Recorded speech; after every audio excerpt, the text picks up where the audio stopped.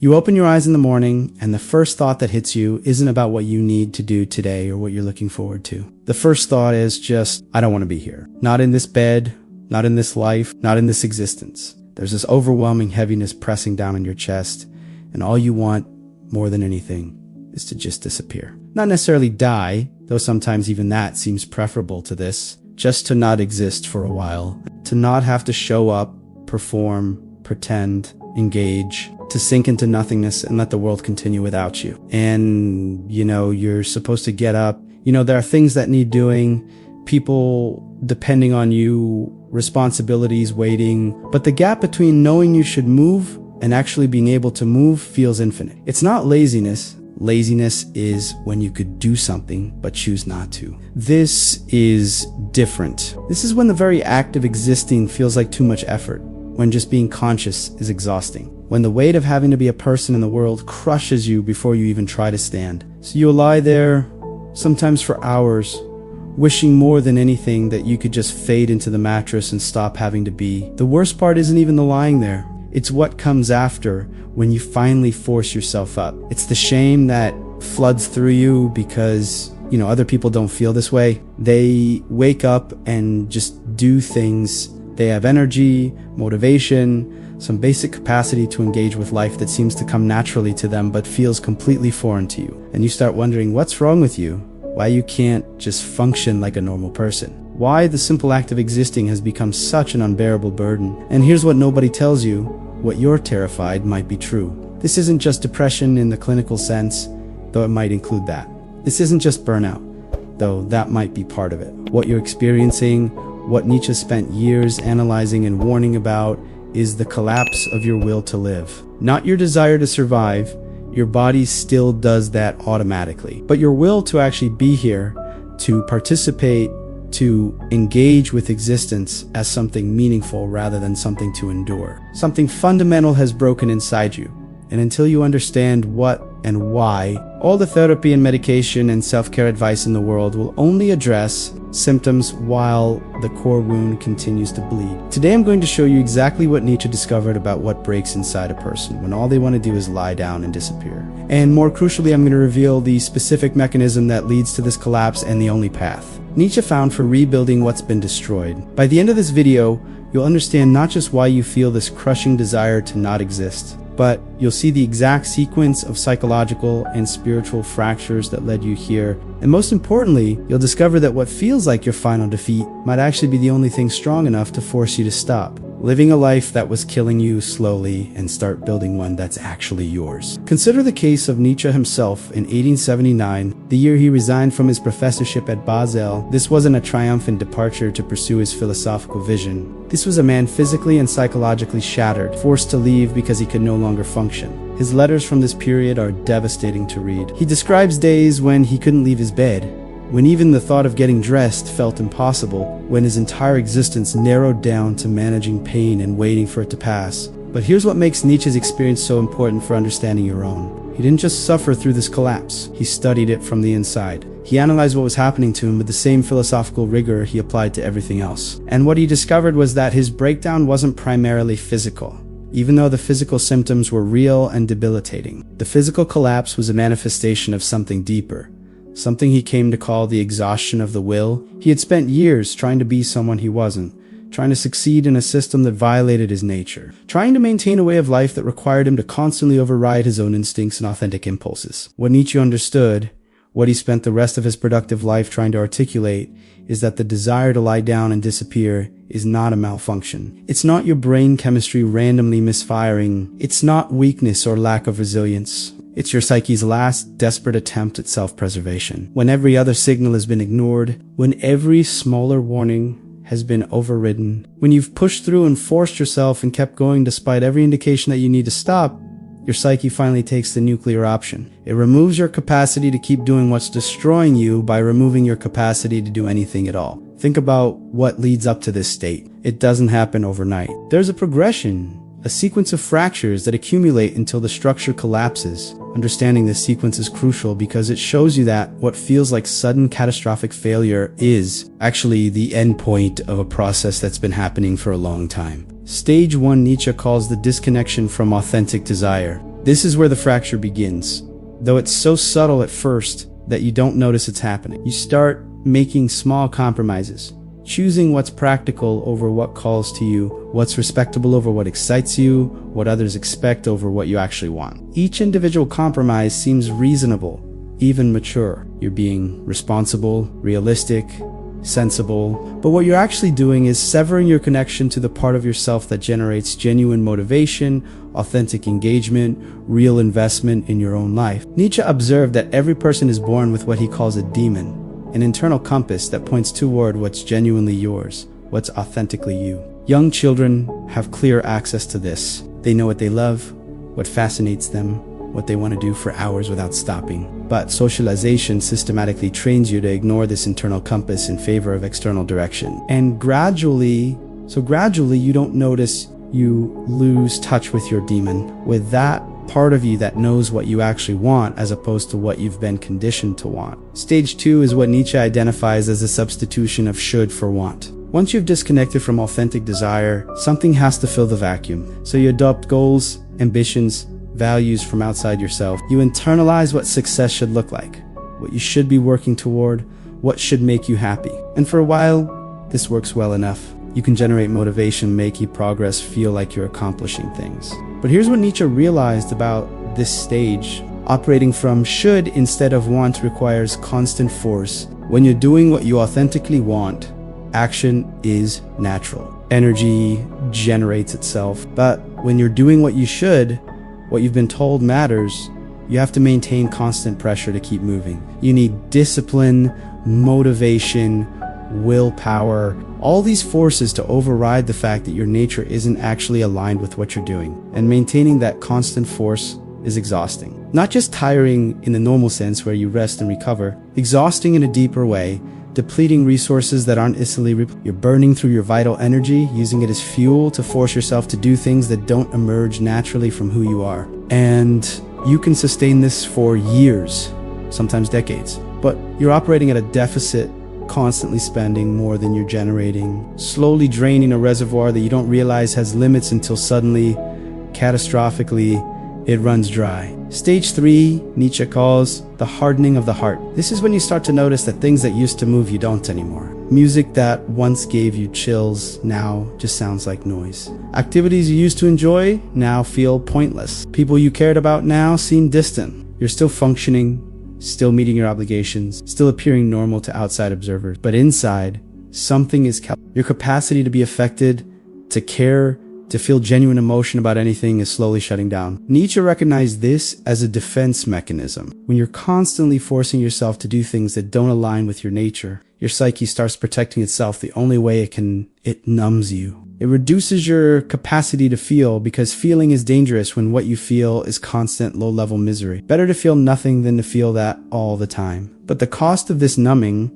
is catastrophic, because your capacity to feel isn't selective. You can't numb yourself to pain without also numbing yourself to joy and meaning and connection. Stage 4 is what Nietzsche identifies as the collapse of meaning. This is when you hit the wall that philosophers call nihilism, but that you experience as existential vertigo, a sudden recognition that nothing you're doing actually matters to you. The goals you've been pursuing, you don't actually care if you achieve them. The success you've been working toward, you don't actually believe it will make you happy. The life you're living, it's not actually your life. It's a performance, a role, a script you're following, and suddenly you can see that clearly, and once you see it, you can't unsee it. This is the stage where the desire to lie down and disappear often first appears, not constantly, but in moments. You'll be in the middle of your day and suddenly you're hit with this overwhelming thought. What's the point? Not in a philosophical way, in a visceral, immediate way. And you can't find an answer that feels true. You can find answers that sound right, that you're supposed to believe. But you can't find an answer that actually moves you, that generates genuine motivation, that makes you want to keep going. Stage 5 is what Nietzsche calls the exhaustion of the will to live. This is the endpoint we started with, the state where all you want to do is lie down and disappear. This is what happens when you've pushed through all the earlier warning signs, when you've forced yourself to keep going despite everything. Your will itself, your basic capacity to engage with existence as something worth participating in, finally gives out. And here's what Nietzsche wants you to understand about this state. It's not that you want to die, it's that You want to stop performing, stop pretending, stop forcing, stop being someone, stop having to show up as a coherent, functioning person. The exhaustion is so complete that even the basic activities of existence feel impossibly difficult. Nietzsche experienced this state repeatedly during his years of illness, and what he discovered about it is counterintuitive and crucial. This state is not the problem. This state is your psyche's solution to the problem. The problem is that you've been living a life so fundamentally misaligned with your nature that continuing it is literally destroying you. And when all other attempts to make you stop have failed, your psyche finally forces you to stop by removing your capacity to continue. The desire to disappear, the inability to get up, these are not malfunctions. They're your deepest self shutting down the operation to prevent total annihilation. I know what I just said might have touched something raw in you, and I need you to stop for a second and feel if this resonates. Have you been experiencing this desire to just lie down and not exist? Do you wake up and immediately wish you could go back to sleep? Not because you're tired, but because consciousness itself feels unbearable. If yes, I need you to hear this. You're not broken. You're not weak. What you're experiencing is your psyche's emergency brake, and it activated because you've been driving yourself off a cliff. Leave a comment saying, "Something in me has broken." Your comment will make someone else feel less alone in this unbearable exhaustion. By sharing this, you help someone who needs to know they're not the only one experiencing this collapse. Now, here are the specific dangers Nietzsche warned about when you reach this state. And these dangers are so critical that missing them can mean the difference between transformation and permanent destruction. Danger number one is what Nietzsche calls the medical misunderstanding. This happens when you interpret your condition as purely biological, purely chemical, purely brain dysfunction that needs pharmaceutical correction. Nietzsche wasn't opposed to treating physical symptoms, but what he observed was a tendency to reduce all psychological and spiritual suffering to biological malfunction. The danger here is that treating biological symptoms without addressing the underlying existential crisis is like giving painkillers to someone whose arm is broken and calling it healed because they don't hurt anymore. The pain was information. The collapse was communication. Your psyche was trying to tell you something desperately important, and if you just medicate away the symptoms without hearing the message, you'll end up back in the same situation that caused the collapse in the first place. Danger number two is what Nietzsche identifies as the shame spiral. This is when you interpret your inability to function as moral failure, as weakness of character, as evidence that you're inferior to others. You look at people around you managing careers, relationships, responsibilities, and you feel contempt for yourself because you can't even get out of bed. This shame is devastating because it adds a second layer of suffering. Now, you're not just exhausted with existence. You're also disgusted with yourself for being exhausted. And this shame prevents you from being honest about what's happening, prevents you from examining the actual causes because examining them would require admitting the collapse happened in the first place. Danger number three is what Nietzsche calls the seduction of non-existence. This is when the desire to disappear becomes an identity, a permanent state you settle into rather than move through. There's relief in surrender, in admitting defeat, in no longer having to struggle. And when you've been struggling for so long, that relief can feel like the first peace you've experienced in forever. But it's not peace, it's resignation. Danger number four is perhaps the most insidious. Nietzsche calls it the false resurrection. This is when you start to feel better and immediately use that improvement to go back to exactly the life that caused your collapse. You think, okay, I was burned out, I rested, now I'm recovered, time to get back to normal. And normal means the same job, same relationships, same goals that ground you down until you broke. But Nietzsche warns that if you resume the life that broke you without fundamentally changing that life, you will break again. And the second collapse will be worse than the first. Each time you break and rebuild without actually addressing the root cause, you damage yourself more deeply. So what's the path through this?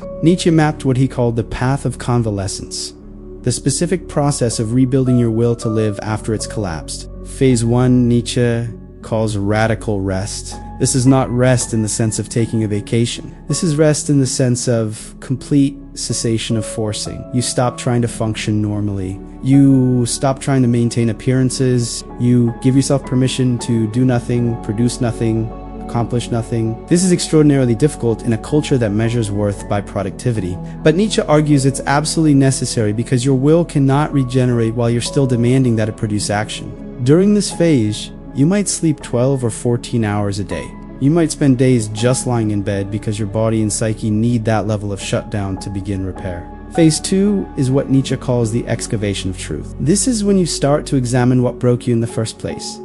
This requires brutal honesty. You have to ask yourself questions that have devastating answers. What parts of my life am I living because I chose them versus because I was told to? Which goals am I pursuing because they genuinely call to me versus because they're supposed to matter? What am I doing with my days that actually resonates with my nature versus what I'm doing because it's what I should do? This is agonizing because it means acknowledging how much of your life has been spent living for others, pursuing their dreams, fulfilling their expectations. But this agony is necessary. You cannot rebuild your will to live on top of the same foundation that collapsed. Phase 3, Nietzsche calls the return to instinct. Once you've cleared away the false structure, you need to reconnect with your natural self. This is not an intellectual process. You have to feel your way back.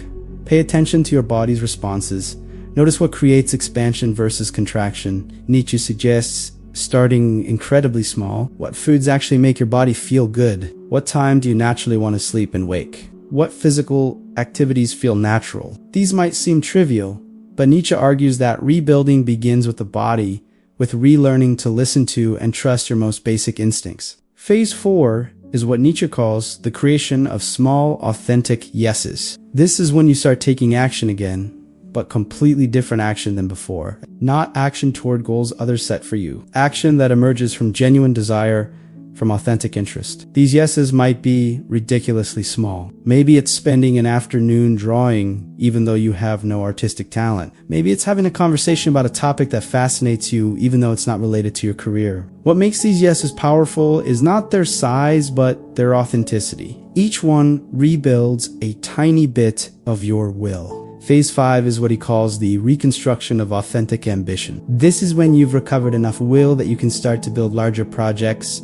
pursue longer-term goals. But this ambition is qualitatively different from what drove you before. It's ambition that emerges organically from your nature, from what genuinely calls to you. And here's what Nietzsche discovered about ambition rebuilt on authentic foundation. It's sustainable in ways that borrowed ambition never was. When you're pursuing goals that genuinely resonate with your nature, you don't have to constantly force yourself. You don't burn out because the activity itself nourishes you even as it challenges you. Think about Nietzsche's own trajectory. After his collapse, after years in profound distress, he eventually emerged into the most productive phase of his work. The books he wrote between 1881 and 1888 were produced not despite his collapse, but because of it. The collapse forced him to stop living according to expectations, stop trying to succeed in a system that violated his nature. And once he let all that die, he discovered ambitions that were genuinely his. That's what's possible when you let collapse be what it actually is, not the end, but the clearing. Not defeat, but liberation from a life that was never yours. The desire to lie down and disappear that feels like your greatest weakness might be the only thing strong enough to stop you from wasting the rest of your existence on goals you don't actually care about. So if you're in that place right now, if all you want is to not exist, let me tell you what Nietzsche would say: stop fighting it. Stop trying to force yourself back to functionality. Stop attempting to recover your ability to live the life that broke you. That life was the problem, not you. Your inability to maintain it is not weakness. It's your deepest self finally asserting that enough is enough. Give yourself permission to collapse completely, to rest without guilt,